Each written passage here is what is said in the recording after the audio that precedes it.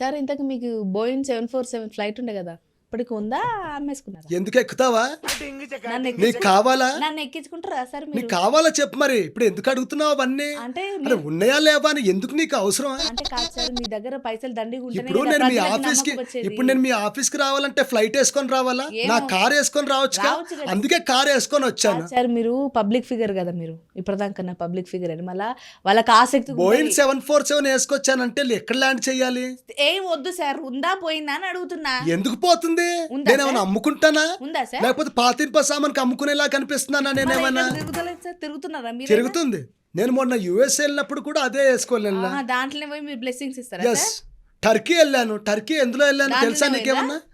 అదే అది అది నా ఓన్ ఫ్లైట్. నేను దాంట్లో వెళ్ళక నీ కార్లో వెళ్తానా, నీ బైక్ మీద వెళ్తానా? లేదు సార్, పిచ్చి ప్రశ్నలు అడుగుతావు. గాల్లో కార్లు బైక్లు అంటే కష్టం కాబట్టి మీ ఫ్లైట్ అయితేనే బెటర్. ఉందంటారా సార్ అయితే? ఉంది. నెక్స్ట్ క్వశ్చన్ ఏంటో అడుగు. ఇంకేంటి సార్ మరి? ఇంకేంటి సార్ మరి అంటే ఏం చెప్పాలి? ఇంకేంటి సార్ అంటే ఏం సార్ మనం ఏమైనా తినడానికి వచ్చామా లేకపోతే టీ తాగడానికి వచ్చామా? audience కి- ఇంకేంటి సార్ అంటే ఇంకేంటి సార్? కాదు సార్, మా ఆడియన్స్కి ఏమైనా మీరంటే మీ మీద నమ్మకం రావాలంటే, మీ పాలన బాగుండాలంటే ఏం చేయాలో మా ఆడియన్స్కి ఒకసారి చెప్తే వాళ్ళు.